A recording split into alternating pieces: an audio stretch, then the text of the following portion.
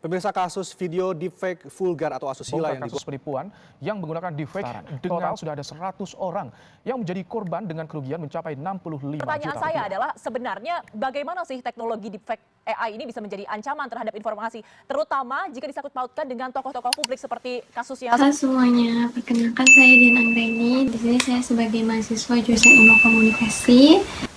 Sebelum ke inti pembahasannya, saya mau tanya satu hal nih sama kalian. Kalian pernah nggak sih ngeliat video atau foto yang viral di media yang mungkin kayak seperti tokoh publik atau pejabat yang ngomong sesuatu yang provokatif dan setelah diteliti lagi itu tuh sebenarnya hoax atau itu tuh sebenarnya palsu? Ya, bahkan mereka pejabat atau tokoh publik itu nggak pernah ngomongin itu sama sekali, tapi bentuk yang kita lihat tuh bener-bener realistis kayak nyata gitu. Itu tuh yang namanya deepfake, kayak yang intro aku sebelumnya. Nah, itu tuh yang membuat media itu jadi rawan hoax, terus juga bisa bahkan ya ini bisa memicu atau membuat opini-opini publik yang baru gitu, atau memuncul perdebatan publik itu sendiri. Nah, jadi di video kali ini saya akan membahas bagaimana sih penyiaran itu menyikapi konten AI di era zaman sekarang ini. Seperti sebenarnya AI itu apa, terus juga apa sih tantangannya, dan bagaimana regulasi yang baru sekarang di Indonesia atau di luar, terus juga minimalisir terjadinya rawan hoax di media-media. Oke, kalau gitu kita langsung bahas aja ke materinya. Jadi kita mulai dari konsep dasarnya dulu. Sebenarnya apa sih itu konten AI di dalam dunia penyiaran? Nah, jadi konten itu bisa berbentuk video, gambar, dan juga audio yang sepenuhnya atau sebagian dibuat sama kecerdasan buatan atau AI, bukan dari manusia itu sendiri. Konten AI juga ada beberapa macam jenisnya. Kayak yang pertama contohnya itu deepfake. Nah, deepfake itu kayak gimana sih? Deepfake itu misalnya kayak AI itu sendiri bisa mengganti wajah seseorang di video ini nih menjadi kayak tokoh terkenal yang seolah-olah ada di video itu, seolah-olah mereka yang buat atau mereka yang ngomong. Yang kedua itu ada AI Encore. AI Encore itu semacam kayak presenter virtual yang mereka berbicara dan mengumumkan berita. Dan AI Encore ini sendiri itu sudah benar-benar dipakai seperti di stasiun TV Cina sama di India. Mereka udah mulai pakai itu sejak 2018. Yang ketiga itu ada voice cloning. Voice cloning itu sebuah teknologi yang bisa niru suara seseorang hanya dari rekaman beberapa menit, atau kita ngasih prompt, misalnya kita suruh tokoh publik ini ngomong bla bla bla bla bla. Nanti AI itu bisa buatin videonya dengan ngomong apa yang kita suruh, dan itu biasanya suaranya bisa mirip persis dengan misalnya tokoh artis terkenal. Pokoknya sesuai dengan hasil arahan dari kita tuh. Sistem AI bisa menghasilkan suara tiruan yang terdengar sangat mirip dan realistis hanya dari teks yang diketikkan. Artinya, pelaku bisa membuat seolah-olah kita mengatakan sesuatu yang sebenarnya tidak pernah kita ucapkan. Resikonya besar. Suara palsu bisa digunakan untuk penipuan, pemerasan, menyebarkan informasi palsu, bahkan merusak reputasi seseorang. Modusnya sering memanfaatkan kepanikan. Pelaku menelpon keluarga atau orang terdekat, berpura-pura dalam kondisi darurat dan meminta transfer uang segera. Nah, yang terakhir atau yang keempat itu ada berita sintetis. Jadi berita sintetis itu artikel atau laporan berita yang ditulis bahkan dibuat sepenuhnya sama AI tanpa ada wartawan nyata yang sepenuhnya terlibat. Intinya itu sebenarnya sekarang hampir semua elemen seperti wajah presenter, naskah, bahkan yang gambar sekalipun itu juga sudah bisa dibuat sama AI. Dan sekarang itu AI makin kesini itu mereka makin berinovasi dan upgrade menjadi benar-benar semakin realistis, dan bahkan kadang tuh susah untuk dibedakan mana yang real mana yang bukan. Nah, kenapa sih AI ini jadi ancaman atau masalah besar dalam dunia siaran? Oke, mungkin sebenarnya AI ini kalau kita gunakan dengan baik itu sangat-sangat membantu pekerjaan kita, tapi masih banyak orang juga yang menyalahgunakan hal ini, jadi membuat dampaknya itu juga jauh lebih serius dari yang kita kira gitu.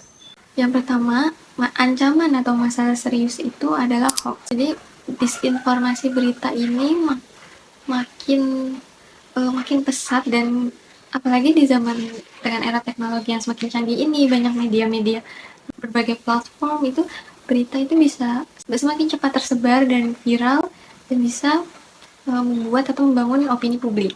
Untuk soal hoax itu tuh misalnya nih kayak konten AI itu kan bisa diproduksi dengan cepat ya, bahkan kayak hitungan menit aja dia udah bisa membuat apa yang kita suruh. Misalnya ada calon kandidat yang berbicara atau ngomong hal-hal yang provokatif dan saat-saat pemilu itu bisa jadi viral, dan ini tuh kalau misalnya saat pemilu ya, ini juga bisa mengaruhi keputusan suara dari orang-orang yang ingin memilih dari pemilu tersebut. Yang kedua ada layar dividen, yaitu praktik seseorang atau mungkin contohnya itu seperti tokoh publik yang bilang informasi tersebut itu hoax atau itu cuma deepfake, padahal sebenarnya video itu benar, berita tersebut itu benar. Itu sebenarnya dampaknya itu sangat berbahaya.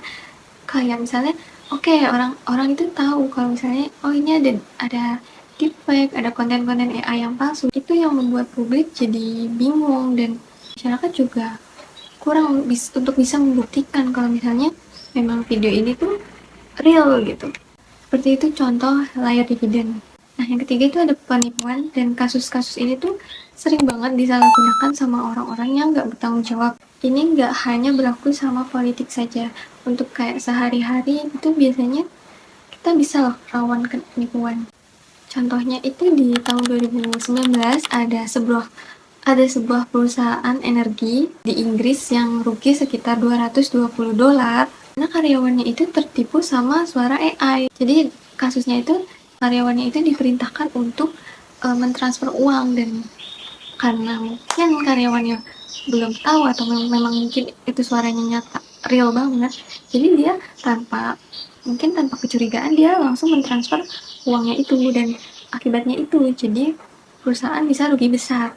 Yang keempat, masalahnya itu belum siapnya regulasi. Dengan teknologi yang perkembangannya sangat cepat dan masif ini, regulasi kita tuh juga belum sepenuhnya bisa mengejar dari kecepatan tersebut. Sebenarnya di Indonesia itu juga sudah ada undang-undangnya seperti Undang-Undang ITE yang mengatur konten palsu dan informasi secara umum. Tapi masalahnya itu UU ITE di Indonesia itu belum sepenuhnya menyebut secara spesifik itu konten AI dalam penyiaran. KPI atau Komisi Penyiaran di Indonesia itu juga belum mempunyai panduan khusus soal bagaimana kewajiban pelabelan atau watermark. Misalnya kalau tiba-tiba ada stasiun televisi pakai AI anchor tanpa bilang apa-apa ke penontonnya, dan mungkin penontonnya bisa ada yang tahu atau enggak, dan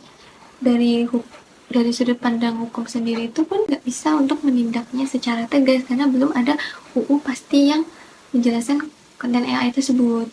Bisa dibandingkan dengan negara lain, contohnya misalnya kayak Uni Eropa. Mereka tuh udah punya EUA Act yang mulai berlaku di tahun 2024, yang ketentuannya kalau misalnya konten itu dibuat sama AI itu tuh wajib harus diberi watermark atau label kalau misalnya ini tuh memang dibuat sama AI, agar penontonnya tuh juga tahu kalau misalnya ini tuh konten AI bukan konten asli. Bahkan di Cina sendiri juga yang sudah memulai menggunakan AI di stasiun penyiaran seperti membuat AI anchor itu memberi label atau watermark digital pada setiap konten yang dibuat sama AI. Jadi tujuannya itu sebenarnya biar ada tanda digital yang tertanam kalau misalnya memang ini tuh AI. Nah, kemudian juga ada di negara Amerika Serikat. Sebenarnya mereka cara pendekatannya itu cukup berbeda. Mereka itu nggak punya regulasi yang federal atau seragam, tapi dari beberapa negara bagian itu sendiri sudah punya hukum, terutama dengan konteks politik dan konten yang melanggar privasi. Jadi kalau misalnya dibandingkan dengan negara-negara lain, Indonesia itu sendiri pun sebenarnya masih sangat tertinggal, dan kita itu belum punya kerangka hukum yang spesifik untuk menjawab dari dan AI itu sendiri dalam penyiaran. Nah, kita masuk ke bagian yang ketiga, solusi dan rekomendasi untuk meminimalisir masalah ini tuh terjadi semakin panjang atau semakin besar. Yang pertama, solusinya itu ada watermark. Jadi seperti yang kita bahas tadi, memang semua konten itu harus dilabelin sama watermark. Apalagi yang tayang di media-media penyiaran atau stasiun televisi itu harus memberitahu kepada penonton kalau misalnya dikasih label kalau misalnya memang ini tuh konten buatan AI. Dan solusinya itu sebenarnya jangan hanya ditulisin misalnya di pojok kiri kecil gitu, tapi yang benar-benar transparan, yang bisa kelihatan jelas pas orang nonton tuh kalau misalnya oke, ini ada tulisannya dibuat oleh AI. Nah, yang kedua itu ada verifikasi. Perlu adanya mekanisme sebelum siaran ini ditayangkan. Ada lembaga penyiaran terutama untuk konten berita itu juga harus melalui verifikasi keaslian dari konten tersebut sebelum ditayangkan. Nah, ini juga bisa didukung sama teknologi yang bisa mendeteksi nyata atau tidaknya video ini yang saat ini sudah mulai dikembangkan. Dan yang ketiga ada perlindungan dan literasi digital. Jadi sebenarnya masyarakat itu harus dibekali dengan kemampuan untuk berpikir kritis terhadap konten-konten yang tersebar, apakah ini benar atau apakah ini hanya AI, terhadap konten-konten yang beredar dan yang mereka konsumsi. Masyarakat juga perlu tahu gimana tanda-tandanya kalau misalnya video ini dibuat oleh AI. Terus juga bagaimana cara mengecek sumber-sumber dari konten tersebut. Terus juga penting buat masyarakat untuk tidak selalu langsung percaya sama konten-konten yang beredar. Sebenarnya ini tuh harus ada sanksi berat untuk orang-orang yang sudah menyalahgunakan konten AI tersebut. Pemerintah juga bisa memberikan layanan iklannya edukatif yang ditayangkan di stasiun-stasiun televisi atau mungkin di media sosialnya pemerintah itu sendiri. Nah, yang keempat atau yang terakhir itu juga kita saling berkolaborasi, saling gotong royong satu sama lain, kayak misalnya pemerintah, platform itu sendiri, bahkan kita sebagai masyarakat yang mengonsumsi media itu dan akademisi yang ahli dalam bidang itu juga harus saling berkolaborasi satu sama lain, gotong royong, satu suara untuk merumuskan regulasi yang adaptif ini. Karena teknologi AI itu sendiri kan sangat berkembang sangat cepat ya. Kalau misalnya aturannya atau regulasinya masih kaku dan nggak fleksibel, kita tuh bisa ketinggalan dalam beberapa tahun yang akan datang. Kita juga harus berprinsip dan berpegang teguh satu sama lain kalau misalnya adanya regulasi itu sendiri itu nggak boleh menghapus inovasi atau menghambat inovasi itu sendiri. Karena AI di dalam penyiaran itu tersebut juga masih banyak hal-hal yang positif dan membuat pekerjaan itu menjadi lebih efisien dan efektif, seperti dari efisiensi produksi sampai ke aksesibilitas konten. Jadi sebenarnya yang diatur itu bukan teknologinya, tapi bagaimana teknologi itu sendiri digunakan dengan baik dan publik itu bisa terlindungi dari penyalahgunaannya.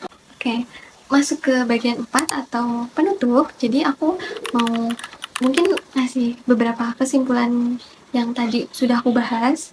Yang pertama itu pengertian konten AI. Jadi konten AI itu tersebut bukan hanya sesuatu atau angan-angan yang ada di masa depan, tapi sebenarnya kita sudah menghadapi konten AI yang canggih itu di hari ini atau di zaman ini, dan dia juga sudah hadir di dunia penyiaran dalam bentuk deepfake, AI encore, terus juga ada voice cloning sama berita sintetis. Dan yang kedua itu ada regulasi hukum di Indonesia yang belum sepenuhnya siap untuk menghadapi tantangan di era teknologi yang semakin berkembang sangat pesat ini. Kekosongan hukum yang nyata dan perlu segera diisi dan diperbaiki, atau mungkin segera membuat aturan baru yang lebih jelas, lebih spesifik, agar kalau misalnya ada yang menyalahgunakan konten tersebut itu hukumnya jelas yang sudah ada di undang-undang. Yang ketiga, solusinya itu sebenarnya sudah ada dan sudah mulai diterapkan, dan ini juga perlu kolaborasi serius dengan pemerintah, industri, dan juga masyarakatnya untuk saling bekerja sama satu sama lain untuk meminimalisir adanya masalah-masalah yang akan datang atau masalah yang sebenarnya kita bisa cegah. Baik, itu tadi yang bisa saya sampaikan, dan semoga video ini bermanfaat untuk kalian yang menonton, dan terima kasih sudah mendengarkan video ini sampai habis tentang bagaimana penyiaran itu menyikapi konten AI yang sedang marak terjadi, dan menutup dengan satu kalimat, yaitu sebenarnya di era dimana melihat itu bukan berarti percaya, dan regulasi yang kuat tentang penyiaran itu merupakan benteng terakhir untuk kita bisa percayai. Nah, terima kasih sudah menyimak dan menonton videonya sampai akhir.